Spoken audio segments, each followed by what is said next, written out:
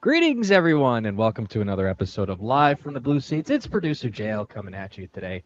Now, normally when Producer JL opens an episode, it's usually followed by Dave's Weasley voice, just kidding, or it's usually me by myself. But today, we have one returning guest to the show, and we have a new guest on the show here today. First, we've got Mr. Rangers Recap himself, Mr. Tyler. How the heck are you, my friend? I am good, man. I am good. I am very much ready for this season to be over. I don't know about the rest of you guys, but yeah. You and me both, my friend. Yeah. And also, we have fellow contributor, the Hartford Wolf Pack, let's just say know-it-all person. I'm sorry, I wish I could give you a better title. Hope is here with us today. Hope, how the heck are you? I am good. I'm good. Just about as ready as Tyler for the season to be over.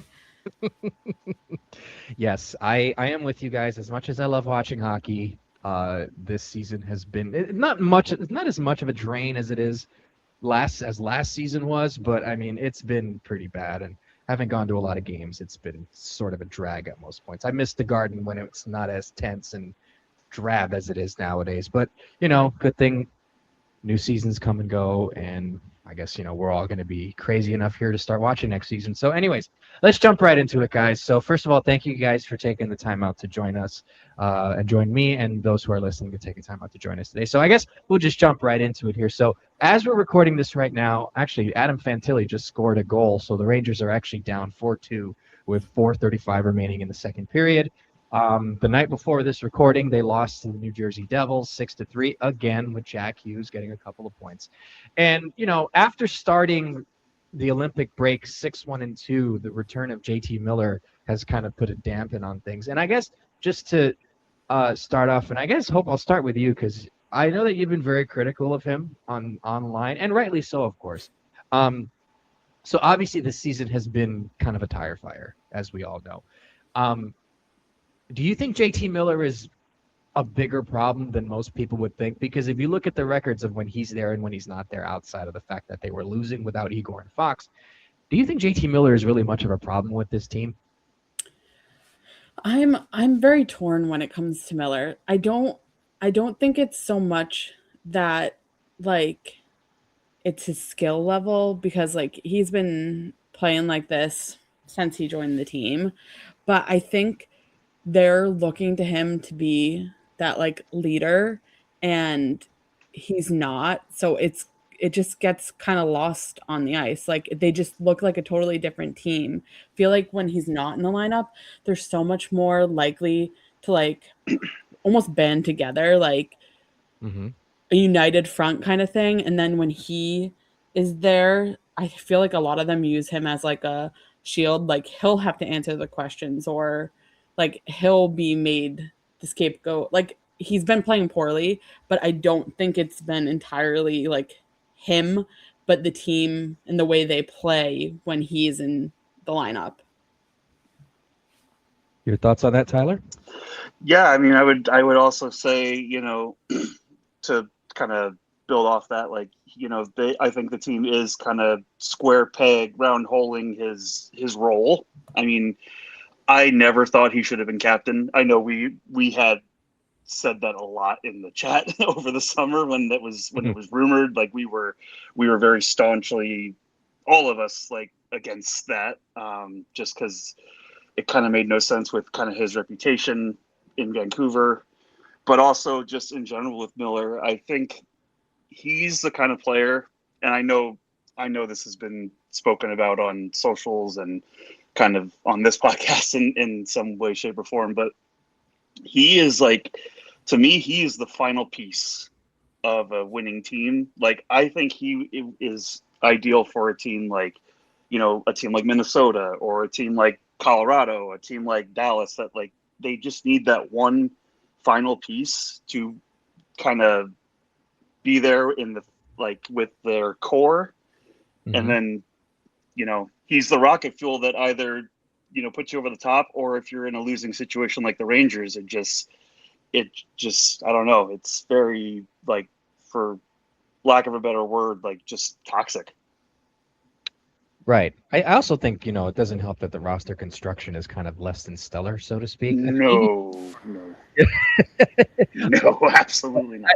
And I just want to point out, too, the three of us pretty much have this sort of hive mind when it comes to, Tyler was talking about kind of all of us agreeing with what we're saying. So kind of a lot of what we're, discussing or what we usually think about tends to kind of fall between the three of us when we all kind of put something in the chat. So I just wanted to put that out there, sort of in mind. But I guess, though, to both your points, so I was at the game when they sidelined Trocheck for roster management purposes against Toronto, and let me tell you, they were on fire that night. I mean, granted, Toronto sucks. I mean, let's be real; they're not the best. But there was kind of like a fire within them. They were going hard into the corners. They were playing very strong positional hockey, simple passes in the zone, forechecking all over the place, and they seemed a bit more engaged in that aspect. Even though the lines that night were actually very similar to what you would find at a Hartford Wolf Pack game. Nothing against the Wolf Pack, of course, but they actually looked really good that night. And I just distinctly remember when JT Miller came back. I don't know if I was at the game where he was when they came back. I can't remember when he came back. I should know that off the top of my head. But I was at the Ranger Devil game last night. I was thinking, these guys look like crap. And Miller just, it just looks terrible. And I also think that he's just trying to play through something, too, which I don't exactly like. I don't understand this habit of Ranger captains playing hurt. I mean, I guess you could say it started with Callahan. McDonough, same thing, but Trouba and Miller seem to kind of want to play through like really bad injuries, I guess. Well, didn't Drew do that as a player too? So he did. Well, he was the infirmary ward. He was healthy for like a season and a half, and then the back end of his career with the Rangers, he was basically on the bench. I think his last official season on contract was 2011, 2012 or something like that. He was basically out the whole time. And I think he was still under. I think right as his contract ended, they gave the captaincy to Callahan, which kind of makes sense. But no, I definitely hear you guys, and it definitely does make sense because I agree with you, Hope. I am torn too because he's still a reasonably productive player. In the right situation, he would be good for this team, but it's just something's not right. Now, I'll pose this question to the both of you guys, and whoever wants to answer first can. So what exactly would the Rangers have to do? And this might actually be something that will get asked for in a question. And whoever wants to answer it first, they can answer it first. They're going to have to keep JT Miller, and obviously he'll probably be a little bit healthier next season, God willing. What would it take for the Rangers to play well with I know this sounds kind of like a elementary question, but it seems like Miller seems to be this somewhat of a hindrance out there. So what would it take for the Rangers to have to be competitive with JT Miller on the ice? Because he's not going anywhere. He's got the seat. He's clearly going to be here for some time. So what do you think it would take for the Rangers to have to win with JT Miller in the lineup? I mean, I think it's acquiring more talent, which they're trying to do. Whether it's, some of the guys that are getting into like Liam Greentree or some of these guys that they're signing out of college. But obviously that's a lot of pressure to put on those young guys. But I mean, I think it would be kind of silly, honestly, to expect them to immediately compete next year just because the state of the roster, I think, needs like at least 2 years before they can kind of get competitive. Just given the age of the veterans that are here, but then also the young guys who are here, they need a little more time, and I don't think it's actually really fair to put those expectations on them. Yeah, I agree with that. I think the biggest thing with Miller, and this is something I noticed when he was with the Canucks too, because I like the Canucks. Poor me. Listen. Before I go on, I'm a Mets fan, so sometimes I don't make the decisions myself either. So I get it. But he just can't be that guy. Like when the team relies on him, in whether it be on the ice or in the room, I think it's too much for him to handle. I think he wants to be that guy. I think that he appreciates the management and the fans looking to him as that guy, but he cannot be it. And like that's okay.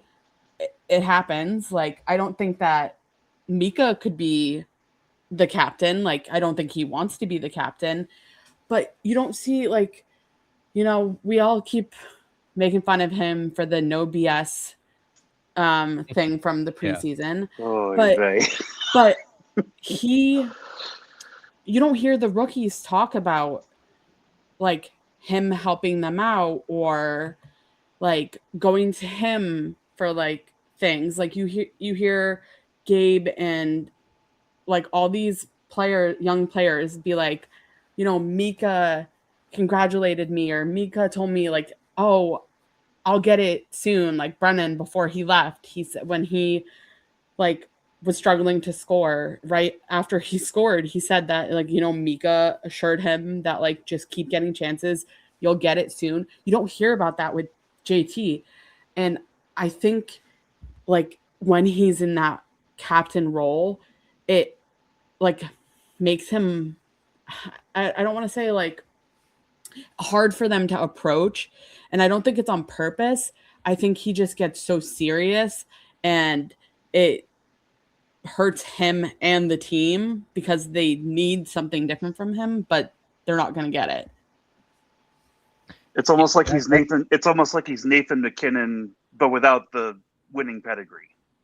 Yeah, or the elite skill. Like elite skill. He's like Nathan McKinnon before, like, like his first few years where he was so like controlling and like even when he struggled, he'd be like micromanaging everyone else, but he was still not that great. Like it's like he's stuck in that.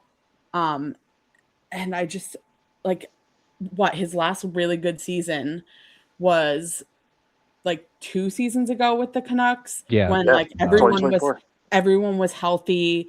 I'm pretty sure that Quinn had just been named captain. Like he didn't have to worry about being that guy. He was one of the top guys, but he wasn't that guy.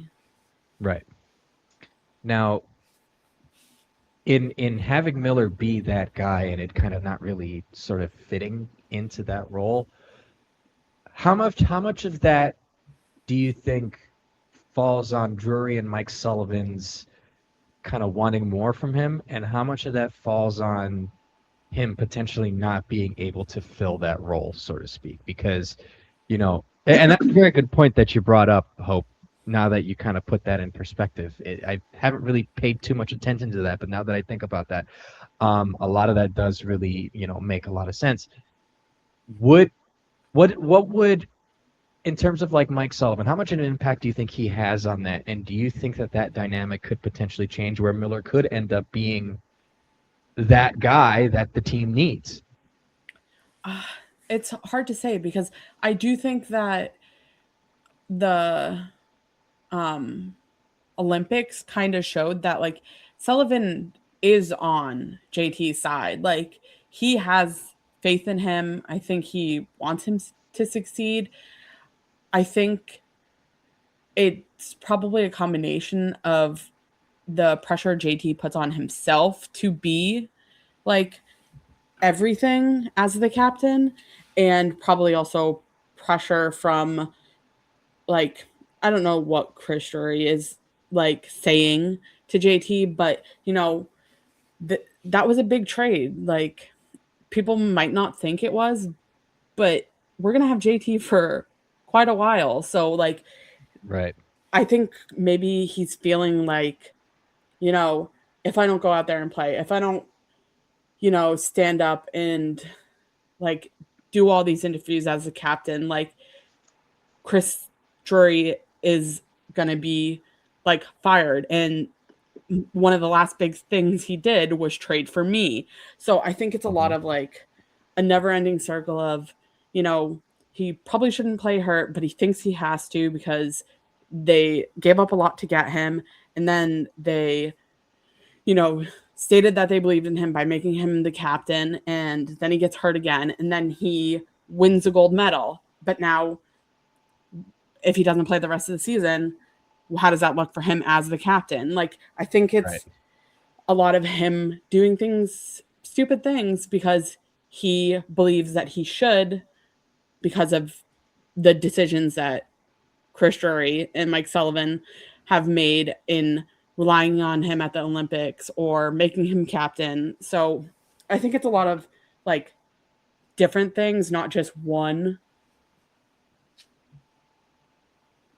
His age absolutely plays into it as well. Just his play style. Like, it's not a direct comparison, but I kind of look back. You know, speaking of Ranger captains, you know, Ryan Callahan played that like really heavy grinder type game, and just his body failed him by the end of his career. And I'm wondering if JT, just with that play style, like, yes, he has an incredible shot when he's healthy. He can make a good pass. He forechecks hard.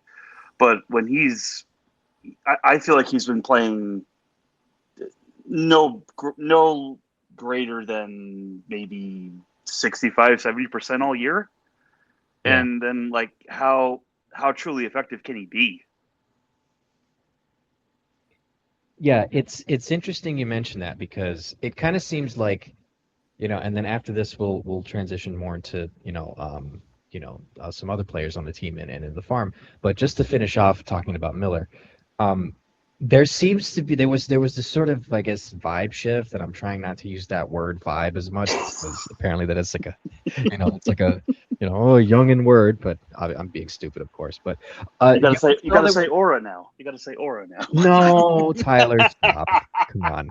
No, we're not doing that here. Okay, listen, you're a Yankee fan. You guys like to use that word a lot. I don't like using that word, because it's just like, oh, we're gonna aura farm. What are you gonna Frank Mosley next? Like, I don't know. What does that mean? Jeez, my back hurts now. Anyways, as I was saying, thank you, Tyler.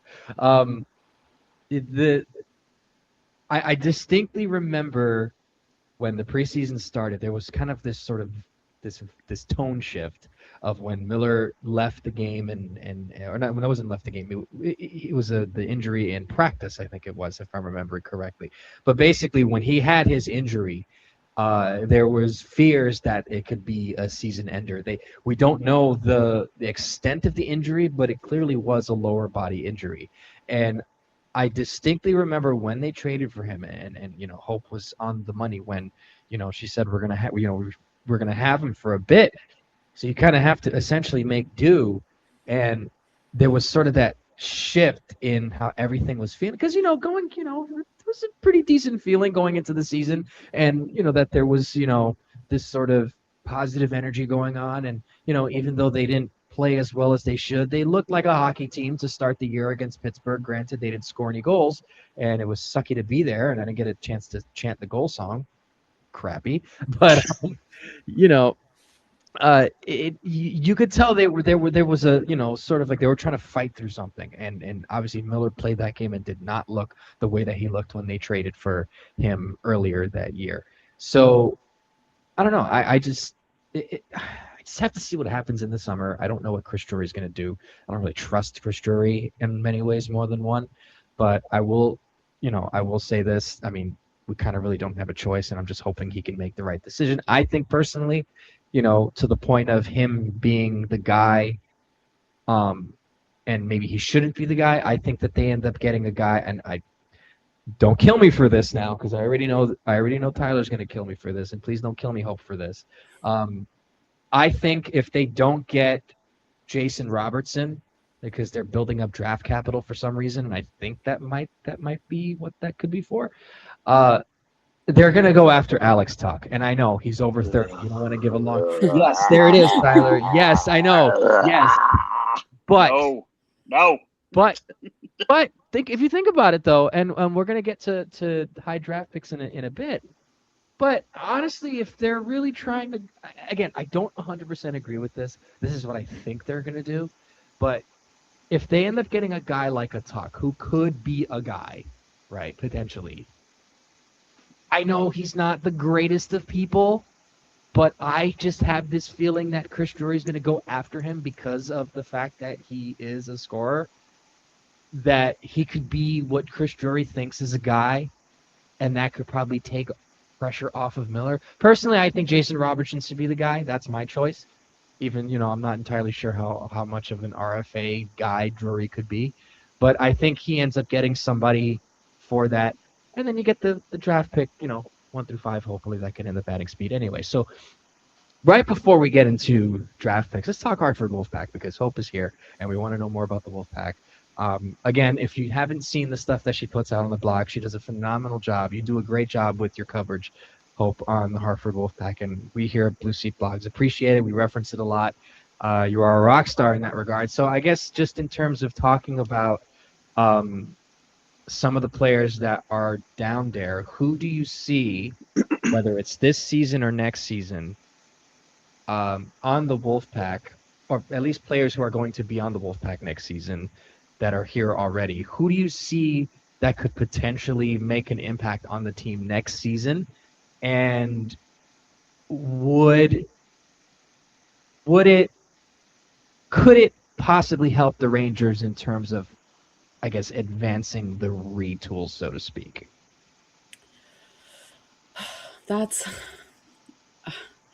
I do think there's plenty of talented players in Hartford that, given the chance, could probably take that next step. It's just really about if I believe the Rangers are willing to give them the best chance. Like, I think that Jackson Dorrington is a fantastic player. I think he has improved more in the last year since he joined the Wolfpack than Scott Morrow has all season with, like, that he's been with the Rangers. And I know that currently Scott is a better player, like, overall, but I just think that Scott is what he is, and, like, that's fine if that's what they want to go with. But I think you have to reward players. Like, they started to do that this season, like, reward the players that were playing well in Hartford, calling them up, giving them a chance. Like, that's why Hamalash has done so well. He showed great things in Hartford and he got called up, and then he got called up again. They haven't done that recently, and, like, I think that to really kick off the retool, they need to be doing that. They need to be rewarding players like Adam Right. Sikora, who has been fantastic the whole time he's been on the Wolfpack. He is one of the key parts of the penalty kill in Hartford. Like, he has 3 shorthanded goals this season, and his the PK units are changing literally every game, but he is just so good that no matter who he's with, he can do well. I know Dylan Garand started the season kind of poorly. His last 10 games, since they kind of started relying on him, because first, like, Spencer Martin he came back from New York and he was a mess. Like, he was just not good. Dylan's goals against average is 2.17. His save percentage is 930. Like, he has been stellar. And I don't think that right now is the time to call him up if he's just going to sit. But I do think that if they had called him up when Ewar was hurt, they would have had these same results, because, like, all he ever needs is the communication that they believe in him. And, like, I know we all read those Vince articles and it did not sound good. Yeah. I'm not sure I'm not sure what his future is with the team. I don't know why one preseason seemed to make them lose all belief in him. Like he was on which is odd. Team Canada for world championships. Like he played a game, he got a shutout. Like I, I just don't understand how you go from relying on him to try when they were trying to make the playoffs in Hartford last year, and then this year, like the first sign of him struggling, even just a little bit, they sign a veteran goalie who has been worse than he is, and now in the dying case of this season, when they're like 5-6 points out of the playoffs, he's playing back-to-back games because now they realize Spencer Martin sucks. Like, so why didn't you believe in him the whole time? Like, what's going on? Yeah, that's definitely odd, and it kind of piques my curiosity. And I know we've had this discussion in the chat too, which I guess I forgot who mentioned this, or maybe it was either somebody mentioned it or I saw someone on Twitter mention this, that who would want to subject Dylan Garand to the mess that was the Rangers defense at that point when everything was going downhill?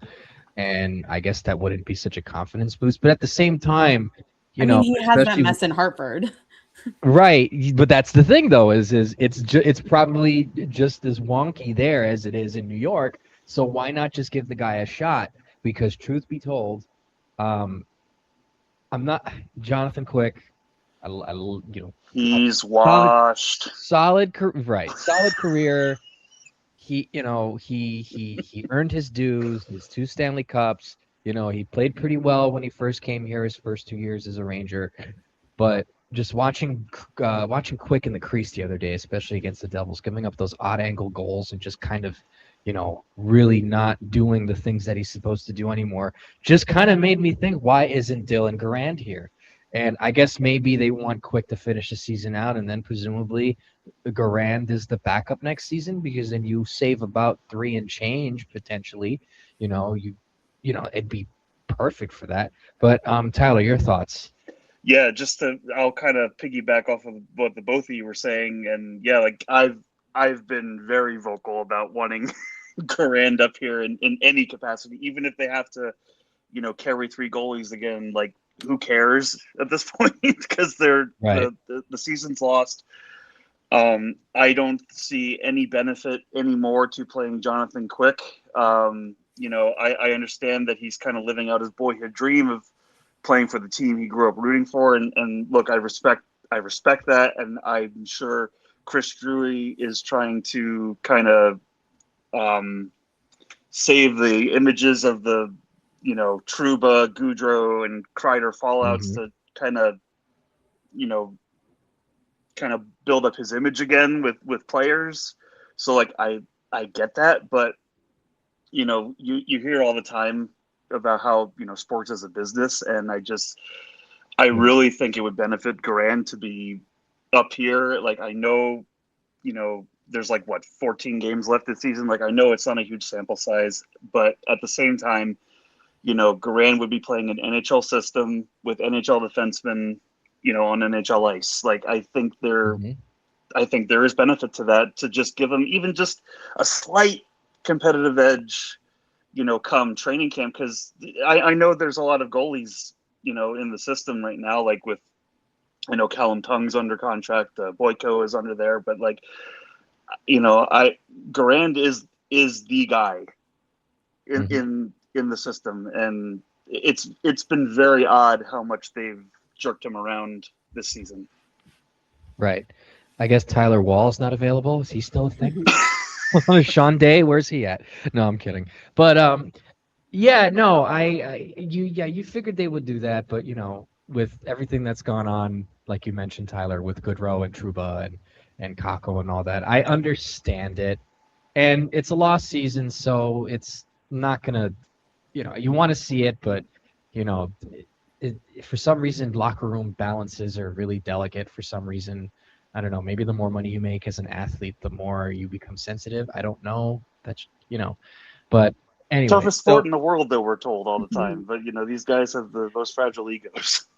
Well, I mean, you look at, I mean, unless you're like, I don't want to. I'm not trying to throw the Canucks under the bus, but unless you're like Vancouver, I mean, it seems like everybody else has it somewhat figured out. I mean, Yeah. obviously we kind of all know where it comes from. It's usually from the top. But I guess one more thing before we go into talking about potential draft prospects, because I know that that's going to be a hot button discussion for this offseason. So in terms of prospects coming to Hartford, and I guess we'll start with Hope again on this. Before we get on that, Rangers just scored a power play goal, and it is Alexis Lafreniere. So it's now 4-3. Oh, baby. So I know there's a couple of players in juniors potentially, and please correct me if I'm wrong. Maybe there's only one or two, but are there any players from junior? I know Brody Lamb just signed. He's on a tryout. But who else do you see potentially coming to Hartford either this season or next season from either juniors or college that could potentially fill a spot in Hartford? I do think that we will see Nathan Aspinall come back.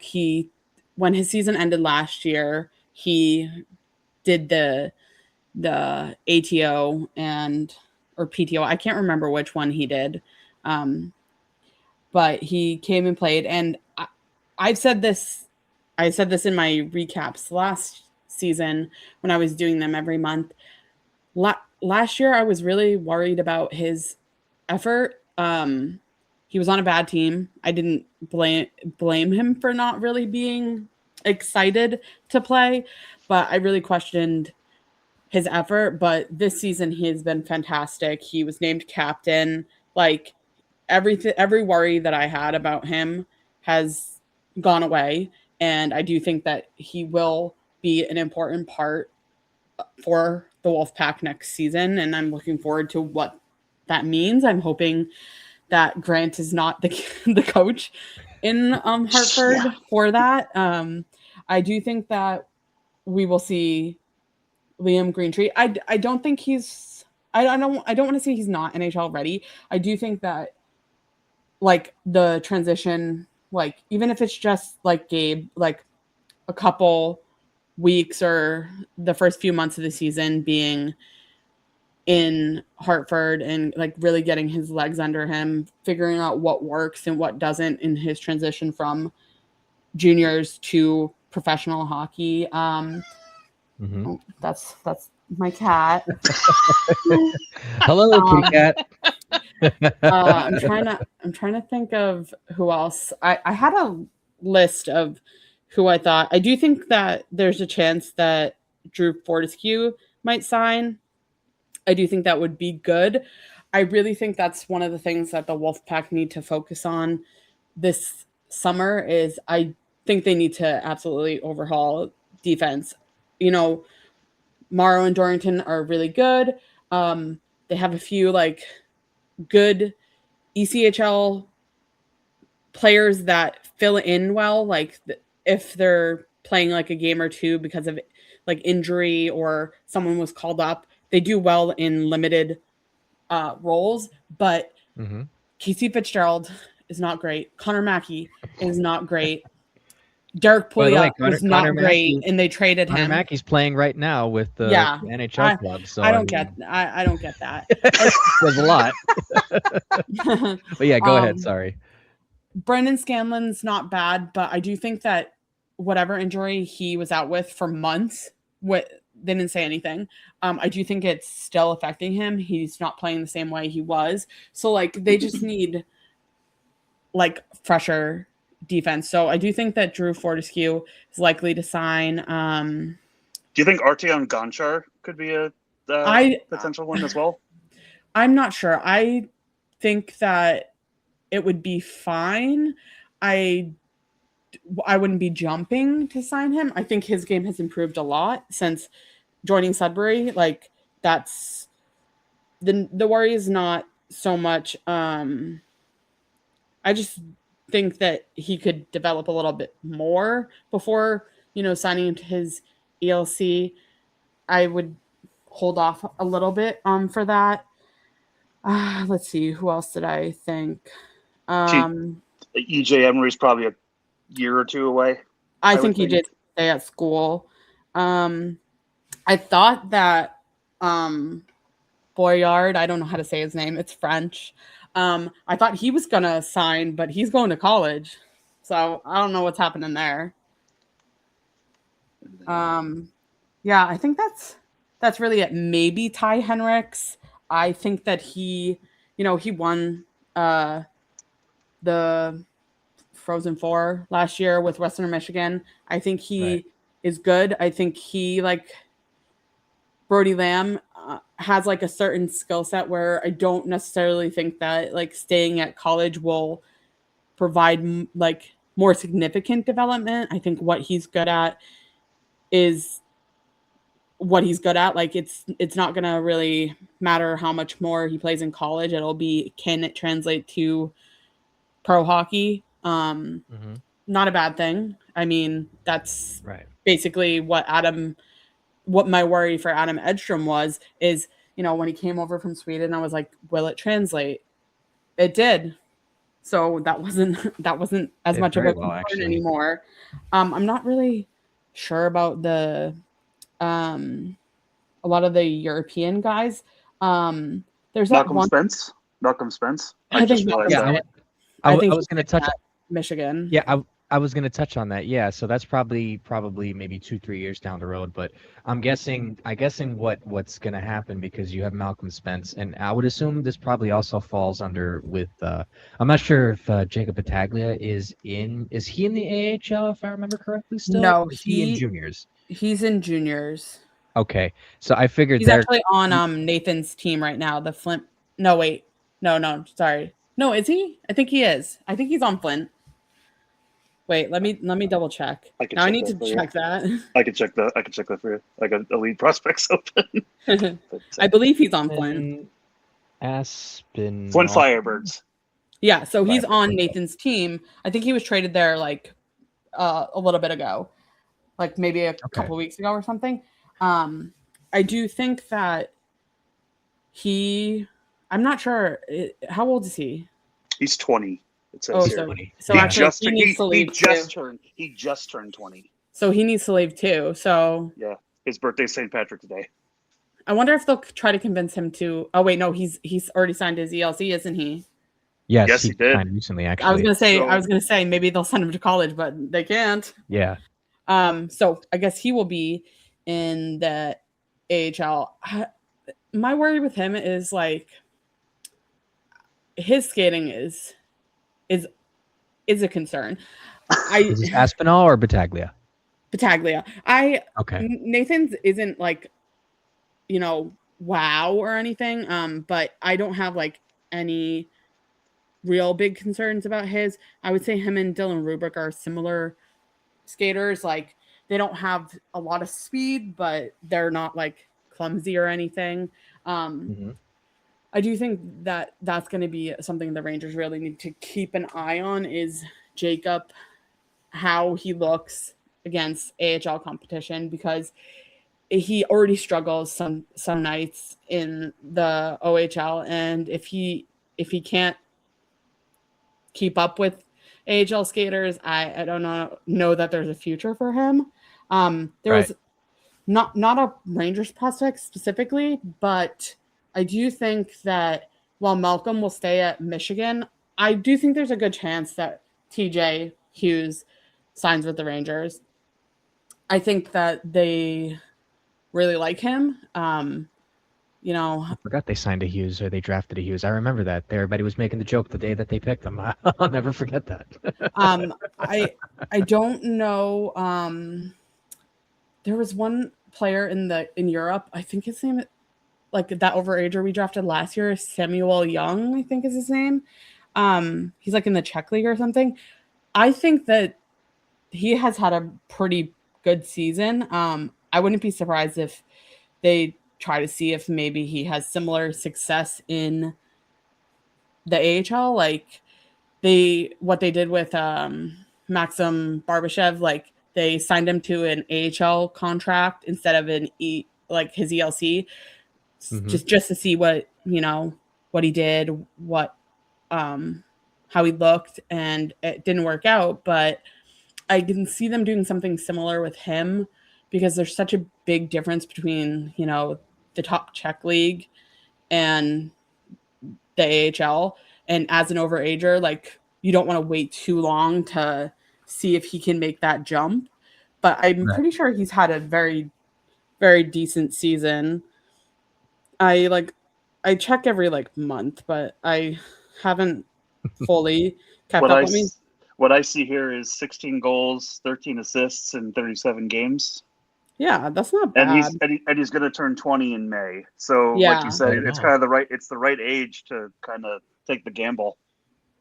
Right. Yeah, I think he would be a good um just like a chance. Like I think their big thing is that they sign a bunch of ECHL guys or vets, and then they insert them, and I just think that it would be so much better for the retool and just their the organization in general to start giving those chances to the older prospects that you're unsure about. If it doesn't work out, Right.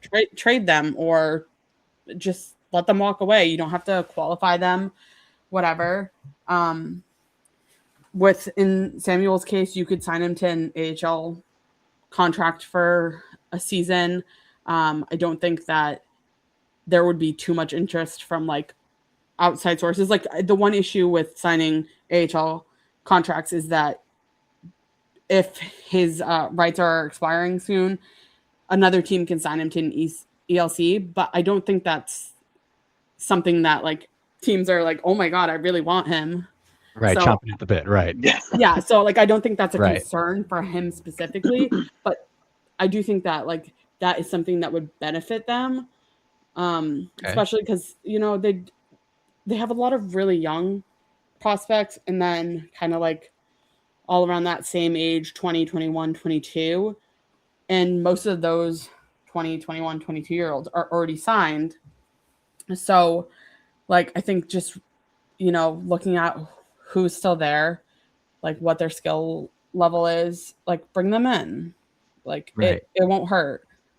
And I think a lot of those guys would fit sort of like that middle bottom six role, so to speak. Like I know Rubrek would fit pretty well, but this actually transitions next into our next point is so, you know, uh, as I say this, the Rangers give up a 4-on-4 goal to Damon Severson of all people. So the tank continues.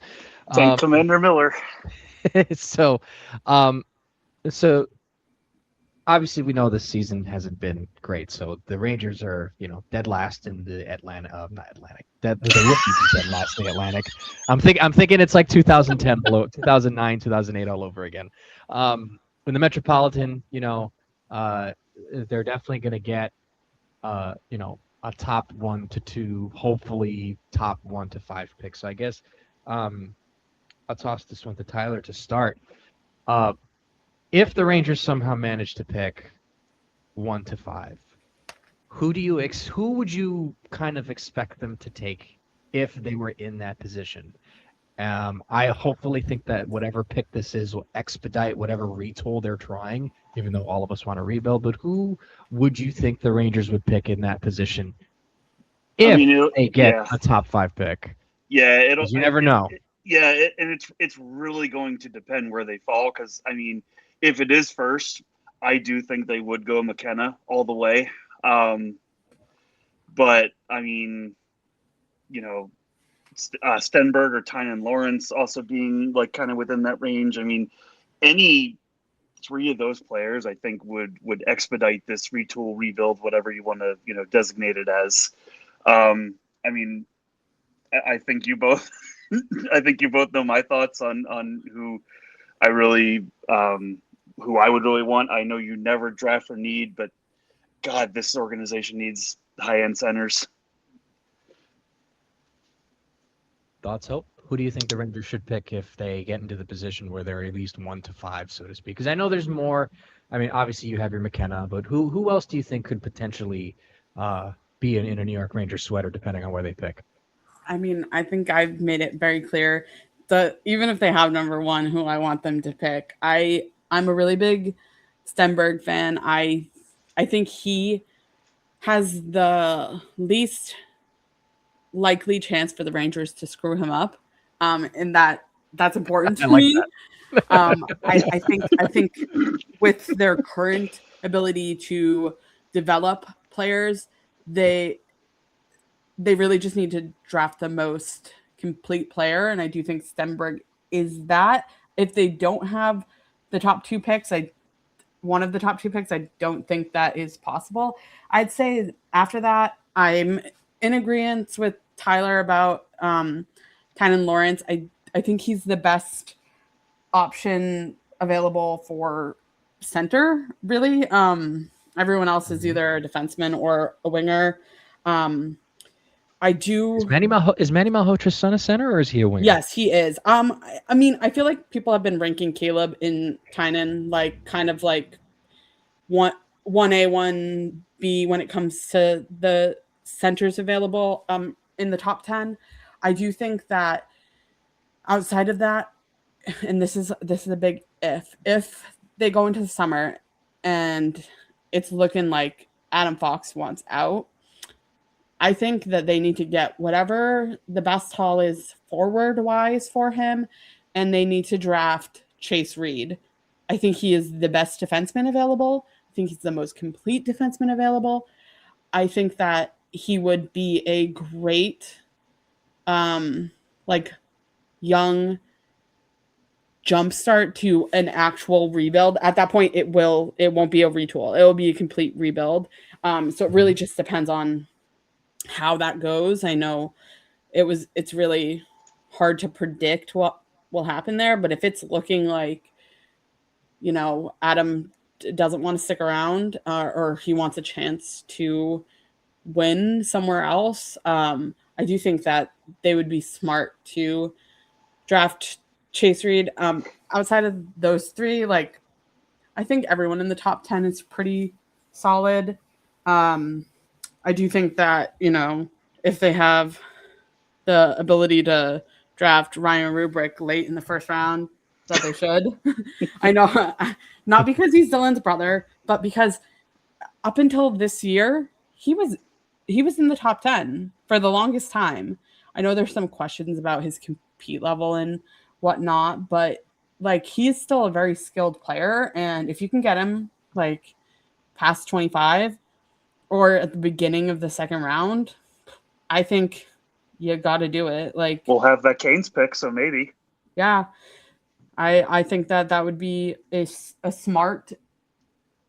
I want to say, like, we have Dylan, who's also a center, but I would say that Ryan is more likely to be the higher end of a middle six center than Dylan, where I think Dylan is more so a bottom six, like third line center at his ceiling. I think Ryan's a little bit more skilled. I think that Dylan has never had any issues with his compete level, so that might be what he might not be as skilled, but because he is so determined, like he gets a little bump in his ceiling. But I think having both of them on this team would be great. Okay. That's, I can definitely see how that would work out. I do like the potential of getting Adam Fox for a haul and going in the direction that you want. I don't think that's going to happen per se. I think with the way that they've played over the last couple of days, the last couple of weeks rather, even if they've lost, excuse me, I think Fox will stay hopefully maybe for another season or two. It would just look really bad if they did, but I definitely would agree with you on doing that, on what you wanted to do, hope for that. But I definitely, just looking at the makeup of this team right now, I think personally, Lawrence fits exactly what they need. But just looking at how I think that how they're currently constructed, with the success of Zibanejad, Perreault, and Lafreniere, And then obviously I still don't think they're trading Vincent Trocheck. I think he's going to be here next season. I think Braden Schneider ends up getting dealt before Trocheck if they somehow do trade Trocheck. I mean, that You don't kind of think he'll go at the draft? No, I don't think so. Oh, I don't. Maybe I'm wrong. If they do, fine. I mean, I'm kind of not too hung up on Trocheck at this point. I mean, I like him. If he's here, great. If he's not, oh well. But I think I might have mentioned this on last week's podcast or before. I think that if they get at least 1 to 3, they keep Trocheck and they pick either Stenberg or McKenna. But ideally, if you do trade Trocheck, Tyler Lawrence is the guy to go get. And the thing with Lawrence too, because he's an August birthday, so he's still only 17 playing in college. I know he didn't have the best counting stats, but it almost kind of reminds me. I mean, BU is awful, like really awful. Yeah, not even like skill wise. I think that the whole season was lost. I think the attitude in their program right now is not good. I don't know if you've seen the drama surrounding the what's his name from Chicago, Sasha. But yeah, I don't think that was a good place for a 17-year-old who like very clearly is not ready for college in general to make an adjustment like that. And I think that a lot of people overlook that. And like, I think that anyone that thinks that he is not as good as he is just because he didn't put up a bunch of points is just like stupid. I think he'll be very good. He's not going to be ready for the NHL next season. I mean, that's not a big deal. Like, I wouldn't expect a 17-year-old. Like, most of them aren't going to be. But he would be the best center available. To me, it kind of reminds me, like, going into his draft anyway, it kind of reminds me of Byfield, like, because, they both are August birthdays. Like, they'll be 17 on draft day. And I think both have, like, tremendously high ceilings. Yeah, you actually, I was just going to ask that question, because sometimes a change of scenery would do pretty well. But, I mean, if you really think about it, what were you doing at 17 years old? Do you think you were prepared for a big-time thing at that age? Not to say that he can't, but, I mean, I know what I was doing when I was 17. I was just being a punk high schooler kid watching my baseball team embarrass me every night. I don't think I would have been prepared for, like, a big kid job or, an adult job by then. And thrusting him into the NHL would be, right away would be incredibly unrealistic. It's a good point that you mentioned the hockey program at BU because, just like people who evaluate Lawrence, they say that he is, pound for pound, probably the center with at least the highest upside up top in the draft. But then I'm looking and I'm saying something's not right here. You don't really see many highlights of him online. It's really hard to find. So I kind of put 2 and 2 together. But yeah, if the Rangers had the option of 1 or 2, I took a look at some Ivar Stenberg highlights, and you're right on the money with that, Hope, that he definitely seems like the guy who is more than likely the one who was more NHL ready. And knowing how the Rangers are, I really think that he could just slot right in right now and would be a force. And the point that I was going to make is that if they keep Trocheck and they want to do something with Miller, you could potentially put Miller on the third line with a Cooley and somebody else, and then have Trocheck center a second line with a faster winger and potentially an off-season addition. But anyways, so yeah, I don't think they could do that though, because then Laba is forced down. I think that it's very right. It's very hard for them to keep Trocheck and not move JT to the wing. If they keep Trocheck, that has to be what they plan to do, because you can't have Noah Laba on the fourth line. Like, he's too talented. Yeah, no, I agree with that. And they're definitely trying him out. Like, before he got injured, they were trying him out on the fourth line, with some changes. But yeah, I kind of totally, I should have remembered Noah Laba, a little bit more. That's my fault. I was very high How on dare him. you? No, you were the one that brought him to the forefront to all of us, and you were absolutely right on that. I'm so sorry, but no, it's just yeah, you're definitely right on that. Thank you for the correction on that. I'm paying attention to the game right now too, and I don't see him playing, and I'm thinking, oh well, Rob did make a good point. And I guess this will be the last thing before we go into listener questions. But Rob did make a good point about potentially trying Lava out on wing, but I countered with the point that, if we're going to bring players here to play like what they're doing at Perot by just sticking him on the first line, it really wouldn't make sense to take Lava off of the position that he's been playing basically all of his career.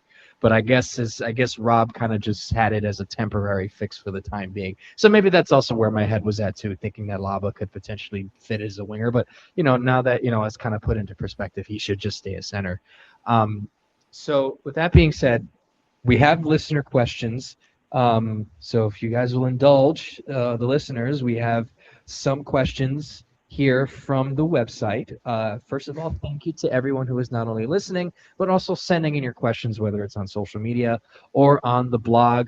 We appreciate your questions. We appreciate your insight because it gives us something to talk about and it allows us to connect with you guys a little more. So I'm going to start off. This first question comes from Earth Yourself. And you guys can jump in anytime after I read the question. Earth Yourself asks, what if Zibanejad did not play penalty killing? Wouldn't he be fresher during the game for offense? He doesn't need to. He produces while they're shorthanded. Yeah.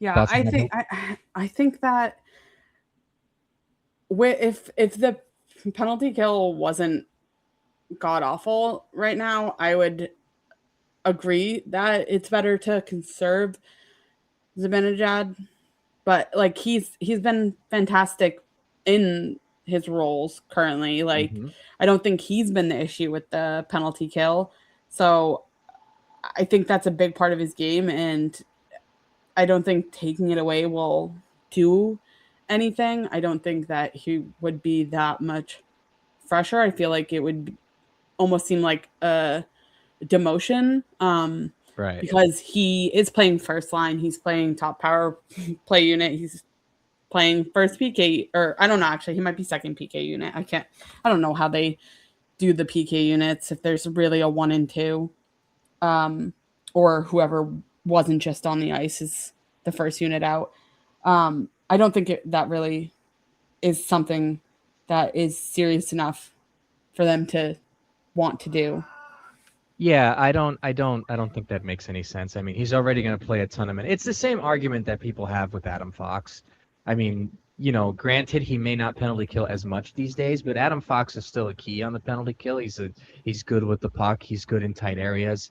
You could shift them out quickly once they get it out of the zone, no problem. But they're going to play at least 25 minutes if you're a defenseman, maybe more a night, depending on what the game is like. So it really kind of doesn't matter too much, so to speak. So and next in the modern question. game, sorry.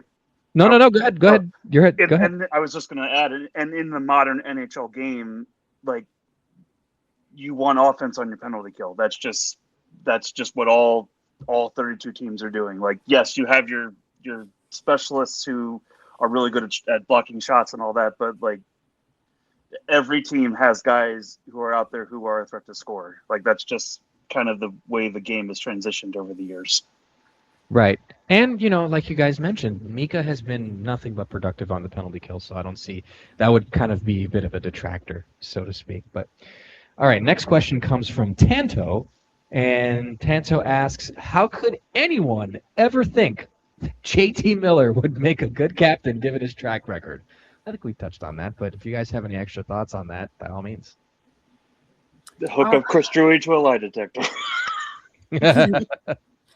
I think I can understand what the thought process was behind making him captain. I think a lot of it is them wanting to play up the, like, here's this player that we drafted and we developed, and then maybe it didn't work out, so we traded him away, but we wanted him back, and we still believe in him.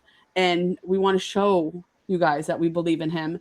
Like, I don't think it was the right thing to do, but I can understand the idea behind it, especially after, everything that happened. Like, I think a lot of it was people were so upset that Kreider wasn't named captain and Trouba was. And now they were like, well, here's a player that was homegrown and we're going to make him the captain.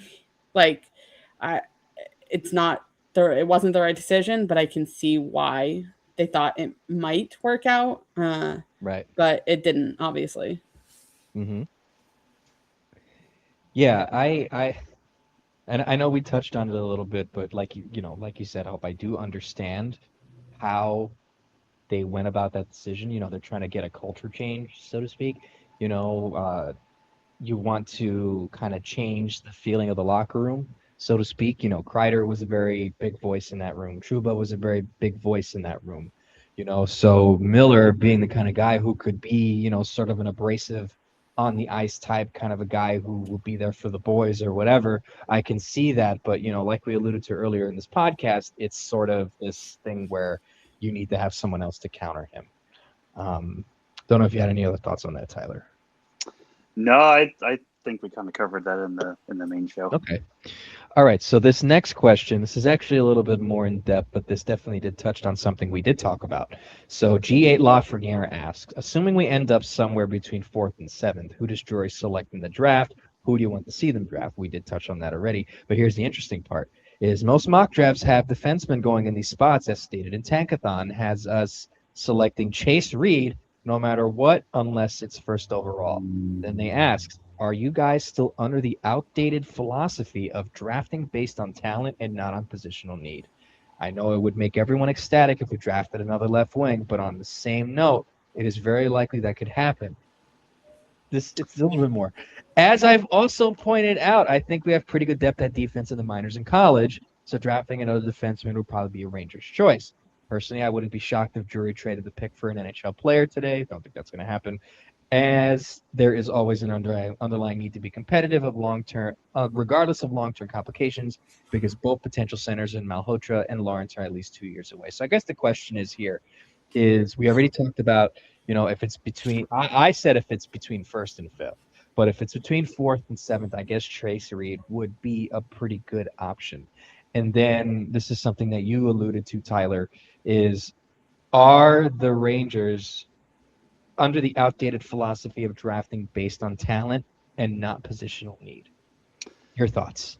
I mean, I think they do unfortunately have a history of that, and I know everyone says best player available no matter what, and I certainly agree with that to an extent as well. But my personal worry of it is if Drury is still running this team, because I do not think he's going to get fired, even though I think we're all in agreement here that he probably should not be the one handling this retool rebuild. Sure, you can draft another winger, another defenseman, but then Drury has to be the one to then make room for that new winger or defenseman and actually have a path for them to play in the NHL. So what does that look like? Is he trading other guys for peanuts? Is he making hockey trades to address the other team needs? I don't know. I don't fully trust him to be able to do that. And so I kind of understand a little bit where people are coming from when they say, maybe we should just draft based on need.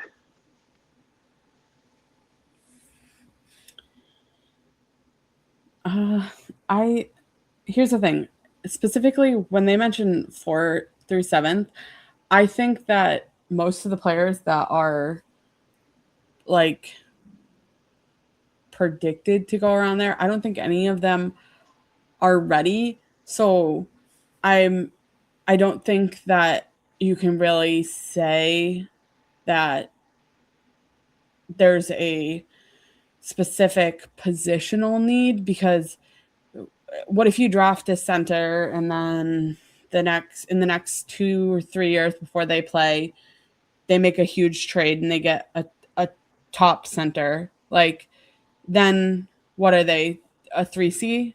Like, so I think it really depends on what the Rangers see as the plan for the next few years. I think that is very important that they have a plan, not just for this upcoming season, but like for the next 2 or 3 years, because that's what is going to be important when it comes to drafting. If they get a top 4 pick, I think any of the top 4 are either ready or a year away from joining the league. So that's, if you need an immediate impact for that, go with whatever you think is the most valuable to you. It's not going to be a center. There's no centers in the top 5 currently. But if you think, they want to try, like, they want Gavin or Ivor, like, you're going to have a spot in the top 6 no matter what wing they need to play. They'll make a top defensive spot if Chase Reed or Keaton Veroff is available. And those are the top 4. I just don't think that, like, there's really, I don't think it's outdated for them to pick the best player available. I think it really just depends on what the plan is, because if you are picking 6th and Tynan Lawrence is available, he's not going to play for 2 to 3 years. Like, but then if they go trade for, I don't know who is a top center that might be available for trade. Is Robert Thomas a center? He is. But I'm also thinking Austin Matthews. Imagine one of those players becomes available and they really go after them. Like, you still have Mika and JT here. You're not likelihood that either one of them is going to be moved in the next 3 years. Are you going to put one of them on the third line? Maybe. But then where's Noah Laba? Like, right. It's really, like, hard to say that, like, that philosophy is outdated, like, because it's very, very specific to each team's situation, their plans for the future. I think, it has been specifically outdated for the Rangers in the past few years because they didn't have a plan very clearly. Right. And yeah, I don't think that, like, I don't think that Gabe was the wrong choice in his draft year.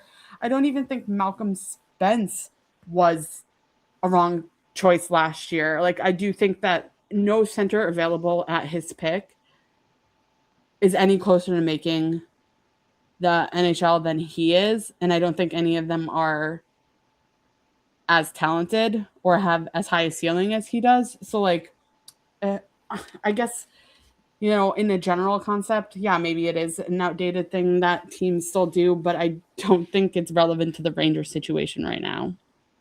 Right. And I'd say this before I go on to the next question. I just think that it's if it's going to be 1 to 4, it's always going to be best player available, and you kind of have to do that. That's sort of kind of what you need to do in that aspect. Regardless of whatever people, want to think. But if you're in 1 to 4, or at least 1 to 3, best player available, because they will immediately be able to come in and help you out. But if it's anything over than that, then they could probably find a way to adjust potentially depending on what's out there. But I think they also tried to do that too, which is why, when they went to pick Vitaly Kravtsov, when they tried to go a little bit out of the box with that, it didn't really work out for them too well. Then again, that previous scouting department wasn't exactly the best, but that's just my thoughts on that. So this next question comes from Blue Shirts, and Blue Shirts, if you can't see the post, has a sloth dressed in an Adam Fox jersey, and they ask, I'm not kidding, if you want to go on this blog and look it up, I'm looking at it right now. It's a sloth in an Adam Fox jersey, an Adidas Adam Fox jersey, mind you. And they ask, does this strike fear in our opponents, or is this what they see watching Fox skate for a puck in the D zone or back checking after getting caught standing still? You know what? Okay. I'm not trying to be mean here. Okay. I get tired of having to try and talk about Adam Fox and the type of defenseman that he is. And the fact that he gets this slander unnecessarily all the time. I'm going to assume he still has a pretty bum knee. Okay.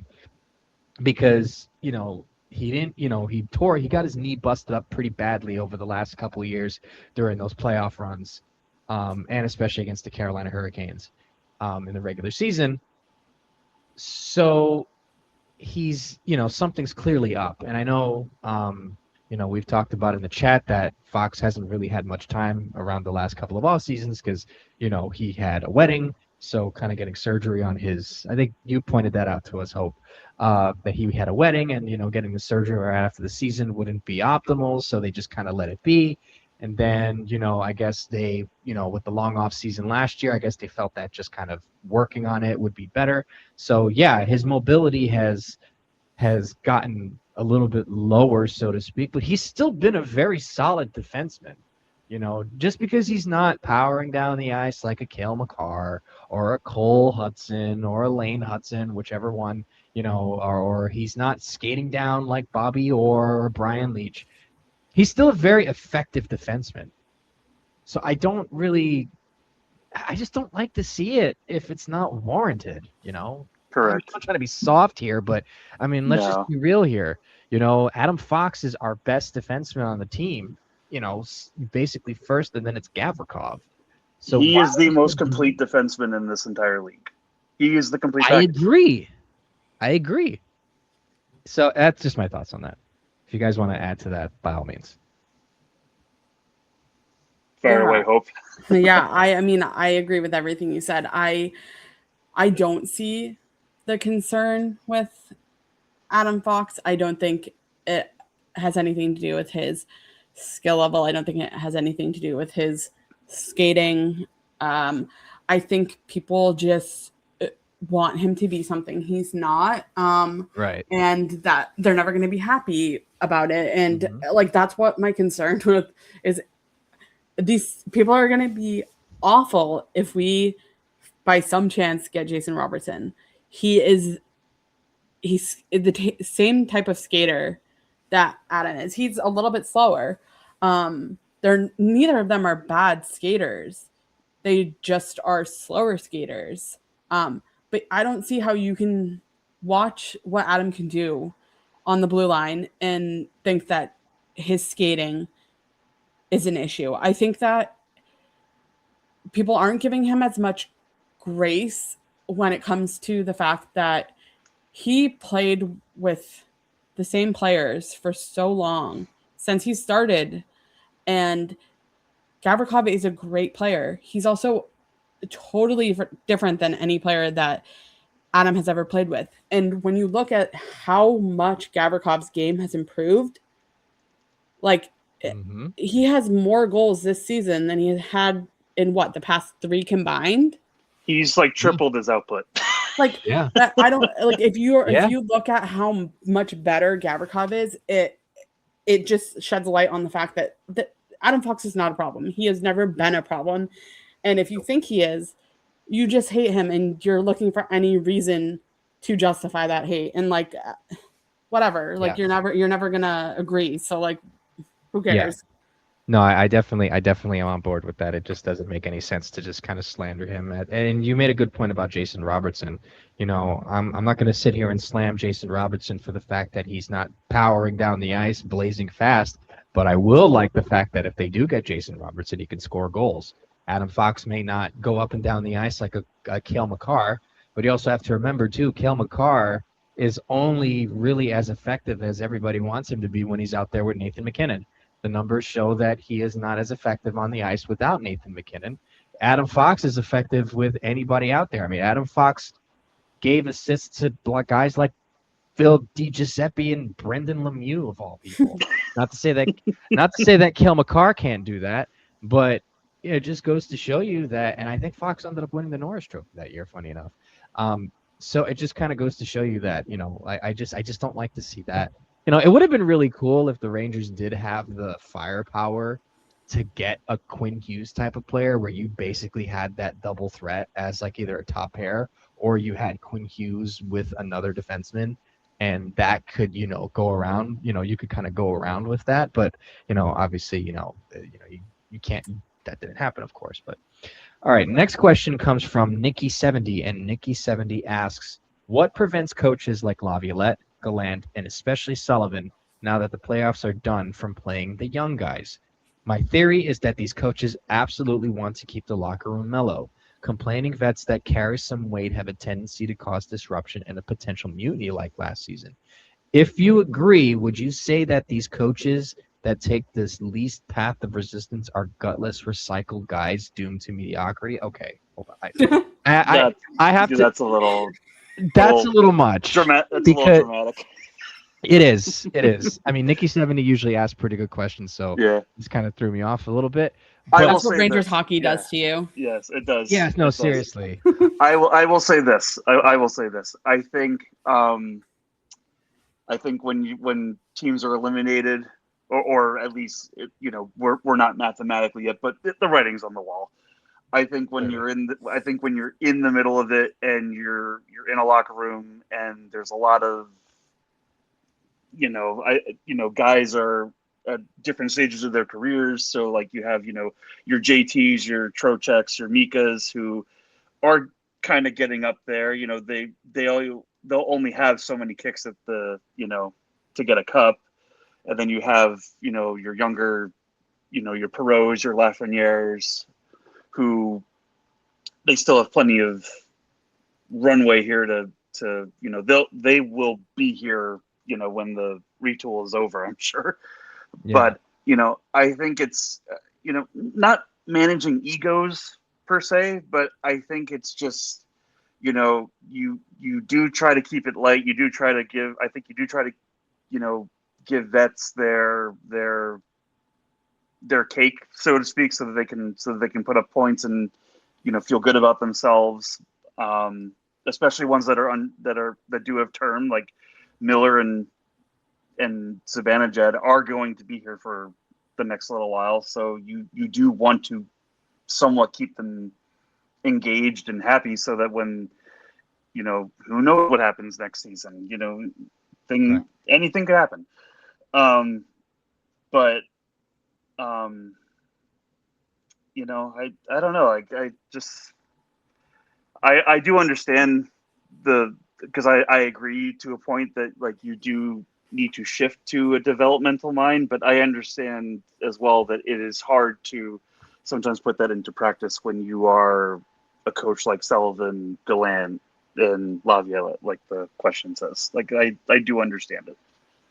Well, I'll say this as much. Sorry, I just had to let this out because this question kind of annoyed me a little bit.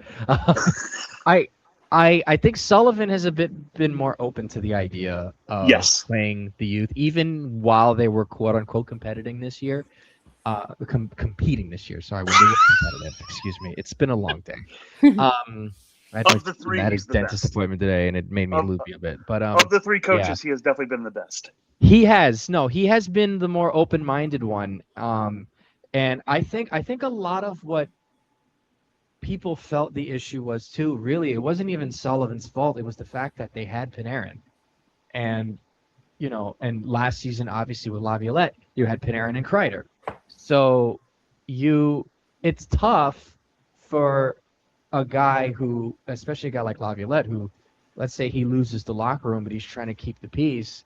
Okay, well, I have this young kid. I'm going to play him over you. And, that kind of contributed to what the problems were. But this season, at least with Sullivan, he's been more than willing to give young players their due. And he was like that in Pittsburgh to a degree. He let a lot of young guys play with Sidney Crosby up on the top line. And it really worked out for them. I mean, Jake Gensel was one of those guys. Brian Rust to a degree was another one of those guys. So, I think at least this time around,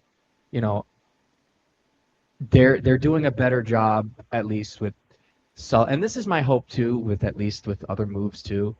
I think that Mike Sullivan has a pretty big influence on Chris Drury. And as much as we don't trust Chris Drury, I will always make the point that I do trust Mike Sullivan more. And I hope that Mike Sullivan influences Chris Drury to say, hey, this is what we want to do. And I think personally, I think that Mike Sullivan really kind of saw what they had in Gabe Perreault and kind of just gave him the keys and went. And it's funny we talk about coaches here because was it Johnny Lazarus that did an interview? Was it Johnny Lazarus? He talked to. I think it was. Yeah, I shared that yesterday. Yeah, I shared that yesterday. Yeah, so Tyler shared it in our chat, and basically Johnny Lazarus was kind of getting on Laviolette for kind of benching or putting Lafreniere in the rearview mirror. And if you really listen to what Laviolette said, he didn't answer the question. Like, why? He just basically said, more or less, I just wanted to play the other guys. But he didn't really go into detail why. You know, it wasn't maybe he needed to improve, this and the fourth. He said, well, I had all these other guys that were pretty good, and I wanted to throw them there. But Sullivan, well, he said he was like, I had Panarin, I had the best net front presence in Kreider, and I had a 90-point center in Mika Zibanejad. Who was I taking off? And then he talked about Trocheck with the face-offs and whatnot, which I get, but at least Sullivan has showed somewhat of a capacity to say, let's try this out. Will it work? Who knows? But, you know, I give him credit for that. So I'm not going to call Mike Sullivan gutless recycled guys. No. He's won 2 Stanley Cups, so I can't count him yet. But anyways, your thoughts, guys.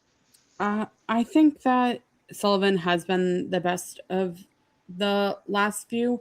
I do have some issues with him. I think that specifically, like right now, and like this isn't true of his career, but I think he very much does not want to be a babysitter. Something I noticed in the way he talked about Brendan Hoffman, how he talks about Adam Edstrom. He very much wants them to figure it out on their own.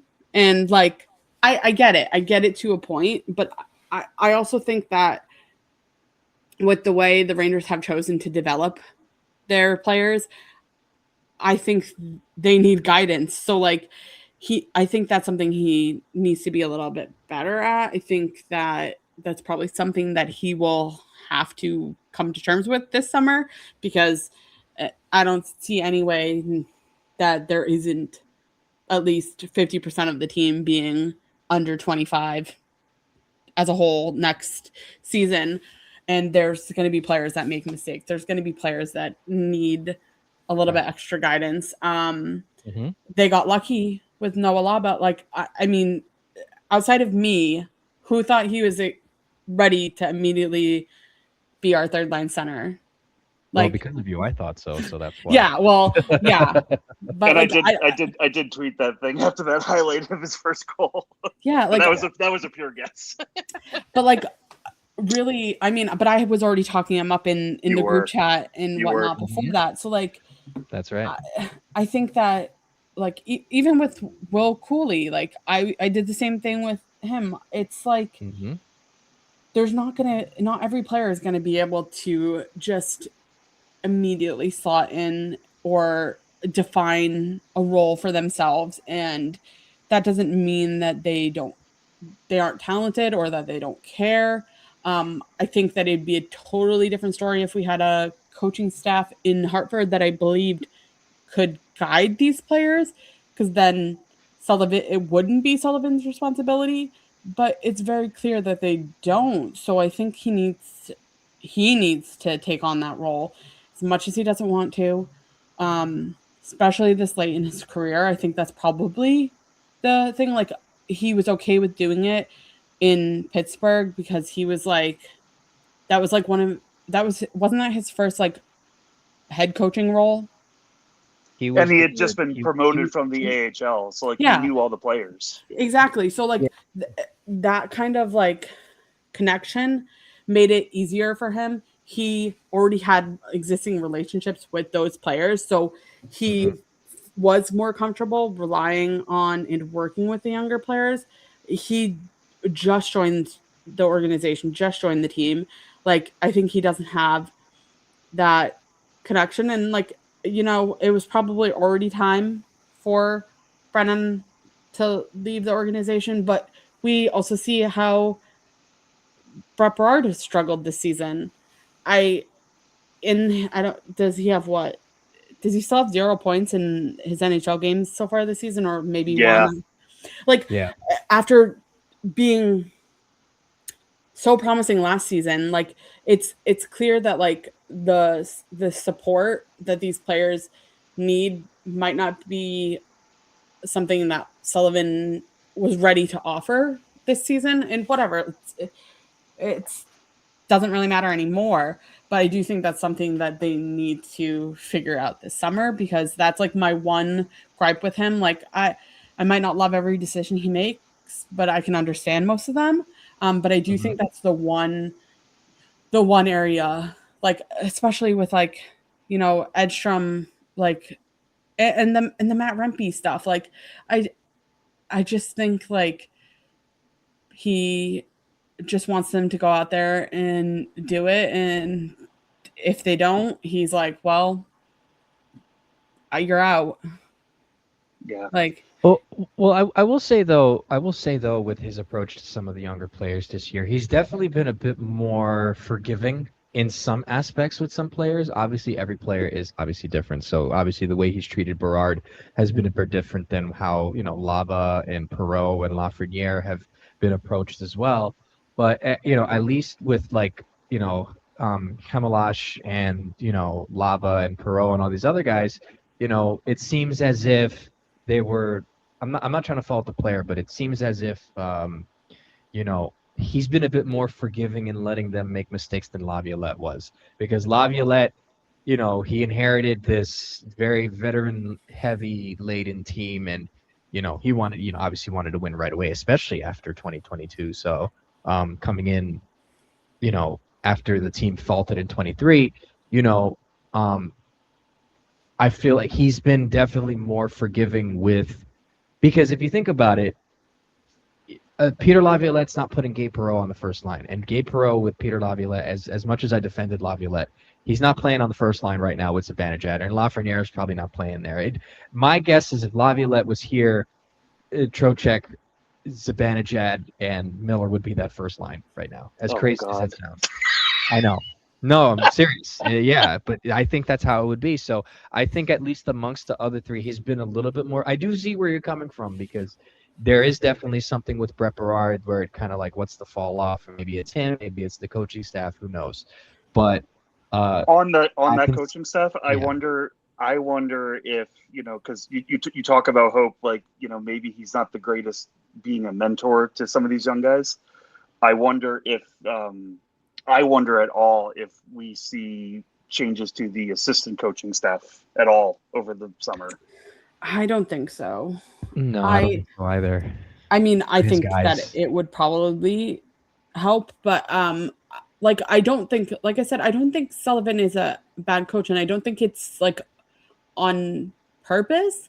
I think that it was just like, this isn't what he thought the season was going to go like, and I don't think he expected to have to like for lack of a better word, babysit these players that their game is still developing. Like Iorio, we picked him up on waivers, and he should have played tonight instead of Mackey. Mackey is awful, and I know that he's been better than people expected.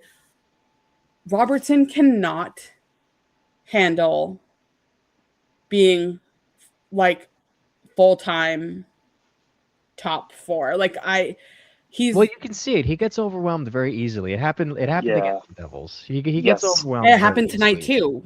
And he was one of the worst defensemen on the ice. And like I don't think that's a bad thing. I don't dislike Matthew Robertson. I think that he gets more room to make mistakes because they like how big he is. They like the way he plays, like physical. And I think that if you don't have those traits, every little mistake is going to cost you when it comes to being in and out of the lineup. We saw it with Zach Jones. Like, I don't think that Matthew Robertson has been any better than Zach Jones was in his time as a Ranger, but Matthew Robertson has also gotten a lot more, obviously coaching different, but it's that kind of thing. Like, I do think that is more so a Chris Drury thing, which, like, it's so funny to me because, you know, Chris Drury is a little guy. Like, you'd think Funny enough, you would think, right? You'd think he'd support those players similar to him, like young, scrappy, like smaller guys, but he has a type. Like, we haven't seen Adam, like, any other team would have called Adam Sikora up already, but he's a smaller physical player. So they're like, we'll go with Hamalash, who's like not as offensively gifted as Sikora, but is a very similar type of player. That's why they play so well together. But you see the Arrows getting called up, but not Adam. Like, I would like to see that. I would like to see them at one point in the NHL together. Now that you know, I think that a line of Adam Sikora, Adam Edstrom, and Yaroslav Hamalash would be lightning. They're all fast skaters. They're all physical. Like, I think that would be fantastic. You've piqued my interest. Yeah, me too. Absolutely. We've got a couple more questions here, so we're going to try and speed through them here. So Earth Yourself asked another question. This is more of something we talked about already, so I'll read over it. After his question, we have about 2 more questions to get to, and then we'll be finished with this segment. But I love the discussion we're having so far. This is great. You know, we're getting a lot of insight on not only just, like, you know, Hartford, but also just kind of trying to dissect on what's gone on with the team and Sullivan. So I'm actually really enjoying this discussion. So Earth Yourself asks, the Rangers were playing inspired hockey before Miller came back. Was the Rangers' third and fourth line reduced to scrap time? Is there still cancer in the room? Is the team reacting to the given time instead of earned time? Is the Rangers coaching decision and players line creating some friction? This is a lot of questions, actually. Is the reluctance on playing youngsters a problem? Is World War III affecting Rangers? Yeah.